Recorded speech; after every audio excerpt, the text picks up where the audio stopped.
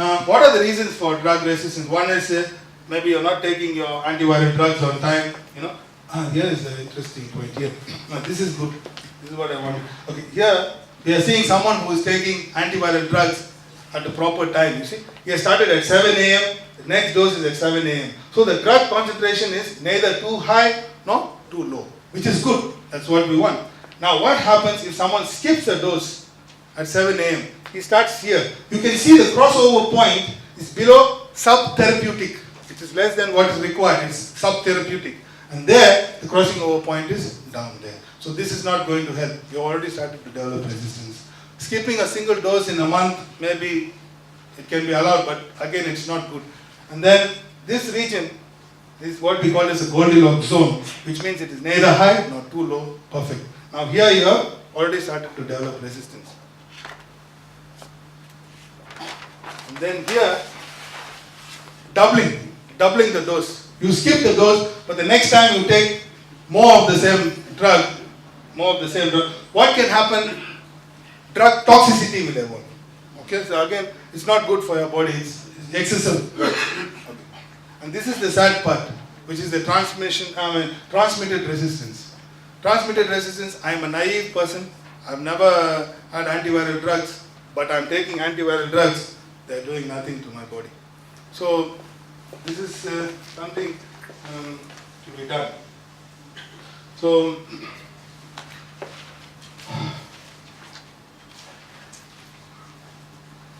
and then,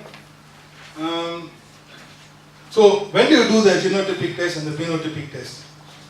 How do you know you have developed resistance? See, when you have started, when you are newly infected, there are two situations where you can do the drug resistance testing.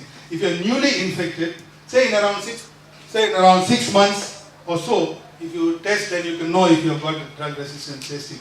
Drug resistance or not. Okay, that might be quite tricky. It might be difficult to do that. But now, for a person who has started antiviral therapy, then that is when you can do the drug resistance testing, because the drug resistance testing has to be done only in the presence of antiviral therapy. That is when the mutations are going to fight back. See, when I am not being challenged, why should I fight back? Meaning, you are challenging your body with antiviral therapy. So why should I fight back? The mutants are quiet. So say in around 1 year, even if you have got the mutant form of the virus in your body, it will change into what is called a wild virus. Wild virus is one that can respond to the antiviral drugs. And the mutants, they go low, they're just going to hiding, they're no more to be found. And at that time, say in around 1 year or 2 years, after you have got the resistance, the transmitted resistance, you will find that the genotypic or the phenotypic test will not show you any kind of result, whether you have got the resistance. So if you're doing the resistance testing, you have to do it in around 6 to 7 months after you have been infected with the virus. Or after you have started your antiviral drugs. Because when you start your antiviral drugs, your body is being challenged now with the same antiviral drugs. So that is the time these mutations are going to emerge. So when you start your antiviral drugs, then say in around 3 to 4 months after starting your antiviral drug, your viral load must go undetectable. This is the gold standard. If I am HIV positive, I start antiviral drugs, my viral load must go undetectable, which means less than 50 copies per milliliter of blood. This is the gold standard. That is how it has to occur. If it does not occur, then there are other reasons. Maybe you are not taking your drugs properly, or maybe your drugs are not being absorbed into your system.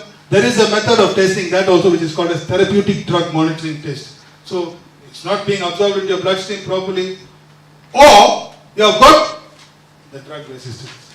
Now this is the sad part of it. This poor guy or this poor woman is serious about taking antiviral drug, but doesn't know that it is not working. So that's the sad part of HIV and antiviral drugs. So how do we bring about this change? Is only by testing people for starting therapy. I wouldn't suggest testing people after they are infected because they may not know when they were infected. So probably when starting antiviral therapy, you test for the viral load, wait for 6 months or say 5 months. See if the viral load has gone undetectable. Classic, that's what we want, it's good. But if it doesn't, try to evaluate the person whether he has been stopping drugs. He says, no, I haven't stopped drugs, no, I've been taking. That means the guy is doing a good job by taking his antiviral therapy regularly. That's fine. But you still find the viral load being high. That means he could have developed, he could have got the transmitted form of the virus.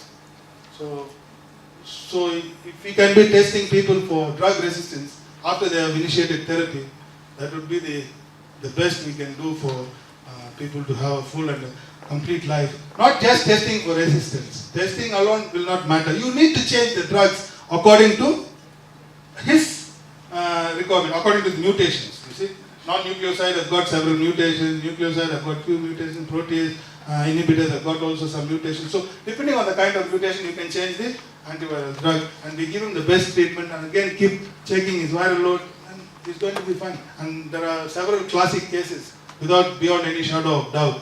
People who have been resistant to drugs, after changing drugs, boom, the viral load goes down. And then, this is what I was talking to you before.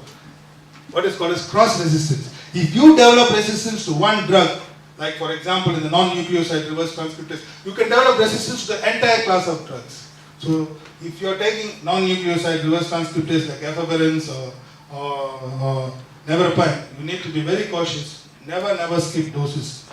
But in some class of drugs like protease inhibitor, maybe skipping a dose or two may not make a big difference. But in this it does. Now this is drug-to-drug resistance.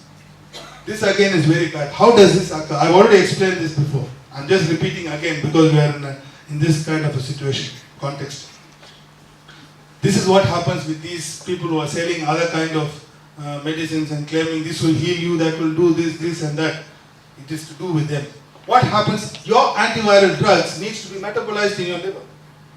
So what happens is, there is an enzyme I've already told you which is called a CYP450 enzyme, which is responsible for metabolism. I've already told you, I'm just repeating the same thing again. I am the antiviral drug.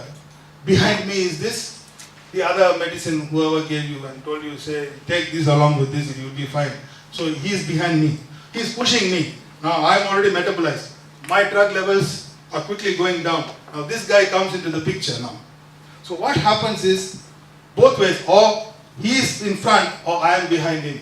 Both ways you find two things, either high drug toxicity or low drug concentration. I'm talking in terms of antiviral drugs. So both ways you will suffer. So that is why when you take antiviral drugs, you need to be very cautious. You see, our aim is to help people and to give them the right kind of message forward. But there are these people also amongst us and within us who also try to, I'm talking globally, even in India, who bring in these products to push you buy this and take it with, it's a booster. The very concept is wrong. We need to change this kind of thinking, and also taking alcohol also interacts with antiviral drugs, because alcohol also plays a major role in viral replication. We will see that towards the end there's a topic on alcohol. Okay. This is a bit difficult to explain, but unless we concentrate on this, it will be easy. When I am newly infected with the virus, the type of virus that I've got is called as a wild virus. Okay? The kind of virus we call it as wild virus. What is this wild virus? Wild virus are those that respond excellently, respond very well to antiviral drugs. Meaning, I start antiviral drugs, viral load goes down. So what happens? Along with the wild virus, there are some few mutated form of the virus which will also be there, because HIV is a mutating virus, which will also be there. So I start my antiviral drugs. Excellent. My wild virus level has gone down, my mutations are low. Excellent, this is what we want, and we are going on. Now, I stop my antiviral therapy. What happens now is, the wild virus level will again go up. Okay, I'm not really worried, because when you start again, the wild virus will go down, it's okay. But now, the key point is, the mutated form of the virus has learnt the art of survival in the presence of drugs before. because I was taking antivirals before, and there was some small bit of mutations, so it had learned the art of survival. That is the theory of evolution. That is how the virus evolves itself. It has already tasted, it has seen the drug. Now, after 1 week or 1 month, I start my antiviral therapy. The same drugs. What will happen is, while the virus level will go down, good, that's fine. But now these mutants, these mutated form of the virus, would have already become more robust. Now they are resisting. They know who the antiviral drug is. They know who it is. Now they are resisting, and now the sad part of thing is yet to come. The mutated form of the virus will eventually, at some stage, become the dominant form of the virus. Nothing is going to work. It's just like you can just keep your antivirals in the box and lock it up. It's not going to do much. I mean, not literally, they will do something, but that is not what we want to achieve. So this is the sad part. When you skip doses, when you stop antiviral therapy. And the more sad part of it is when you also pass it on to somebody else. Whatever resistance you have got, your antiviral which doesn't work for you also goes on to the next part.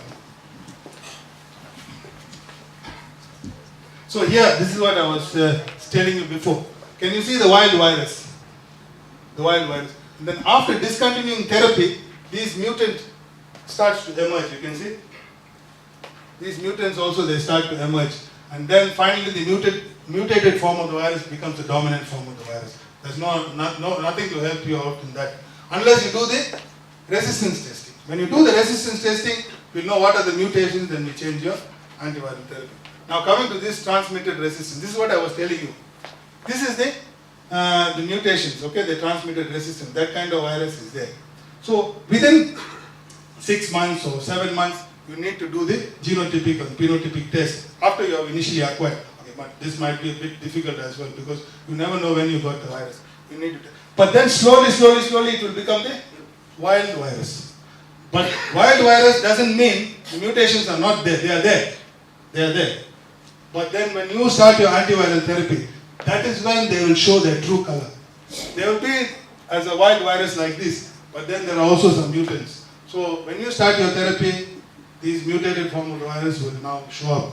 They will pose a threat to the drugs, the antivirals will not work. So basically what we are trying to see here is the acquired resistance and the transmitted resistance. So we have seen two types of resistance that can occur. So, as I have already told you, mutants are always there.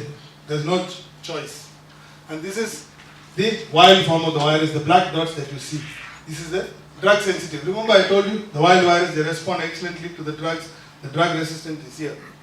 This is what I told you even before I started talking about drug resistance. There is no choice. When you choose to start taking antiviral drugs, you will inevitably, beyond any shadow of doubt, you will develop, can you see the mutants? The ones which are not having the color there. So it will eventually emerge, there's no choice. So that is why people who have been taking antiviral drugs for 5 years, 6 years, 10 years, we can't set time frames, could have already developed resistance. But so that's the sad part of thing. So that is why we need to find ways how we can improve the quality of life of people.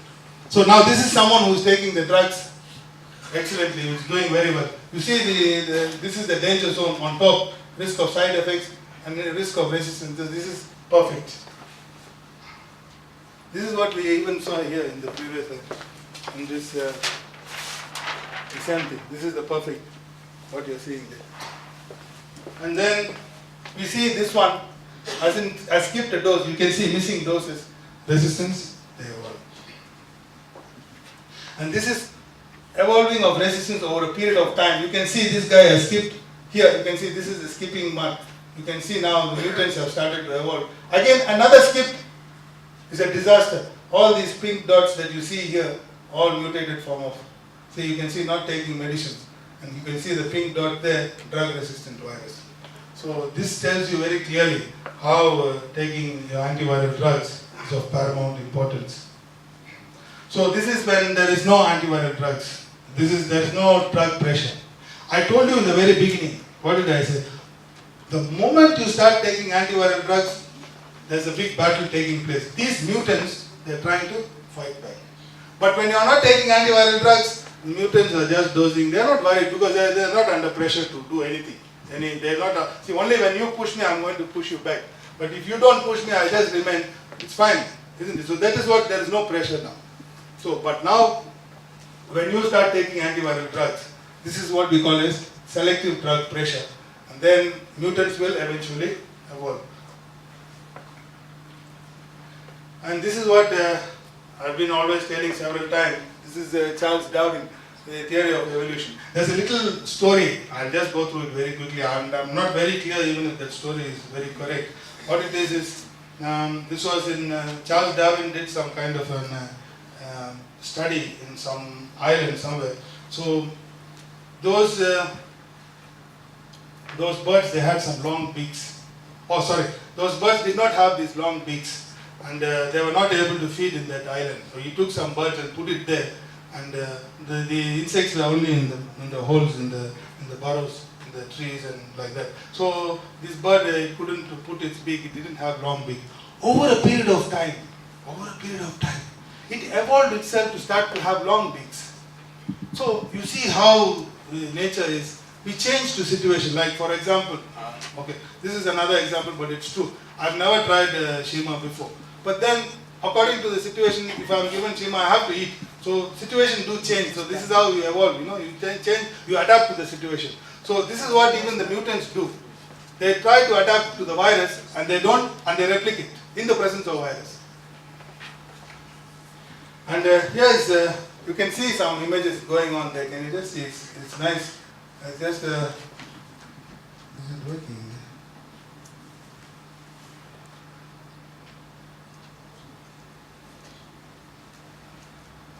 You can see, yeah, it's going up here like that. So what happens, this guy is taking his drugs properly, he's perfect, no mutants, everything is perfect and fine.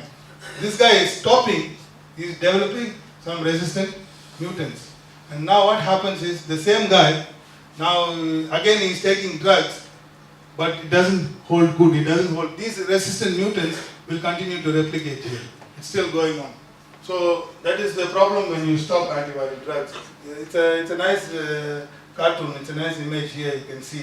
He has stopped antiviral drugs, so the mutants have evolved. The same guy has again started antiviral drugs, but you find that the mutants still continue to remain. This guy is perfect, and he has started taking his drugs. The mutants are there, but they don't pose a challenge. That's why you don't see any image over there. So it only emphasizes the fact, the few things that we have learned from here. One is viral load testing.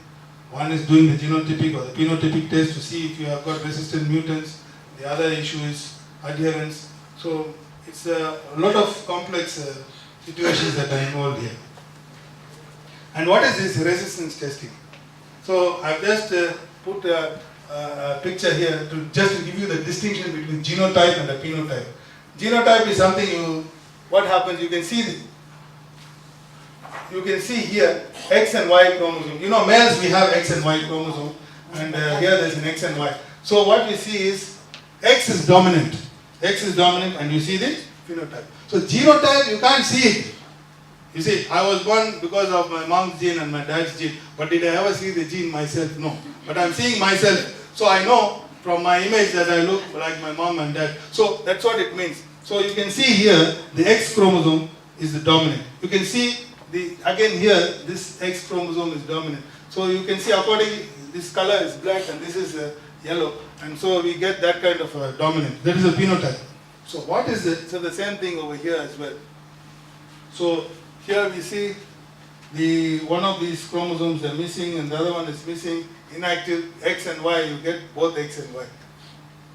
So the point I want to emphasize here is to just tell you briefly what is a genotype and a phenotype. Genotypic test looks for the strain of, looks directly onto the virus to see the genetic makeup. And as a result, you can see what are the kind of mutants that are there genetically. So what happens is, we directly look for the virus in the genotype and see what is the genetic makeup, what is the genetic sequencing, and accordingly what are the antivirals that are causing the mutations, and accordingly we change the drug. Phenotype, you do it on a test tube. You put, for example, the serum and your antiviral drugs to see which drugs are going to respond better for you, which drugs can work better for you, or can we increase this dose, the concentration, or we reduce this dose, or we change the antiviral drug. So both of these tests can help you to choose what kind of drug that you need to take. So that is the genotypic and phenotypic. And this is what, this is from my place where I come from. This is a world-class center for HIV and AIDS, exclusively for people living with AIDS. They do the genotypic, they do the phenotypic, they do the viral load, they do the CD4, they do the CD8 count. You're all out of the CD4. There is also a count to know whether how your cytotoxic T cell is doing. So there is also CD4 to CD8 ratio. There is also a CD4 percentage. See, we always go for the CD4 count, which is not 100% accurate, because CD4 can change. In the morning it's different, in the afternoon it's different, and CD4 constantly fluctuates. There is what is called as a CD4 percentage. So, for those who are interested to know, I'm sure even in the report they'll give you the CD4 percentage. So, CD4 percentage of 40 is good, meaning your immune system is doing well. A CD4 percentage of 15 is heading towards AIDS-related illnesses. So, CD4 percentage doesn't fluctuate, it doesn't change. So CD4 count is the absolute count, number of CD4 cells per microliter of blood. CD4 percentage, number of CD4 cells in the total white blood cells. So we're just looking in the context of white blood cells. CD4 percentage is the number of CD4 cells in the total white blood cells, and that doesn't fluctuate. Anyway, this is the place where it's done. It is in my place somewhere here in Chennai somewhere. Is it there? Oh, in India, it's here. So it's somewhere there. So what we are saying is these are centers where these resistance testing is done. You can see drug resistance laboratories. So if we can try and lobby for a resistance testing methodology right here in Zambia, it's going to change millions of lives. It's going to make a huge impact. So why I put this slide is just to show that what I'm saying is not something from out of the window. Why I put this is I just wanted to show there are several resistance testing locations around the world. You can see around the world there are several resistance testing. So you should try and see. And if you can read this, this is quite disturbing. This is one of the studies that was done in the US. 30% of the participants who were not receiving antiviral therapy had evidence of resistance. 22% for NRTIs and 11% for non-nucleoside reverse transcriptase. So now, I don't need to talk much about this. People who have never been on antiviral therapy, they are called naive patients, and see the statistics. 30% of them were are having resistance. So I'm sure you can figure out the mathematics and statistics, what I'm trying to say for yourself. And because we are talking of human life, it should not go in vain just because of, not having to make this resistance testing available for us. And so, if you see this, this is just a cartoon which is showing non-nucleoside reverse transcriptase. It's blocking. What non-nucleoside reverse transcriptase does, it blocks the enzyme itself. It blocks the reverse transcriptase enzyme. And then what we see, as a result, this continuation of process doesn't occur. Reverse transcription doesn't occur. But here we see non-nucleoside reverse transcriptase is not working for you. And it is just, it's not working, and this, the viral replication continues. So, up to 5 wrong nucleotides may be integrated per genome copied. Reverse transcriptase has no proofreading activity, a mechanism by which mispaired or inappropriately incorporated nucleotides can be exchanged. These errors therefore lead to a change in the viral genotype. Statistically, every possible single mutation in the HIV genome occurs many times per day. Mutations in the sequence that codes for the viral enzymes result in the production of enzymes that are subtly different from their wild-type counterparts. The activities of the wild-type enzymes are normally blocked by antiretroviral drugs. However, some mutations, called primary mutations, induce changes in the amino acid sequence, which lead to drug resistance. The location and the pattern of the mutations determine the grade of the arising resistance. For example, the mutation D30N in protease may antiretrovirals, resistance is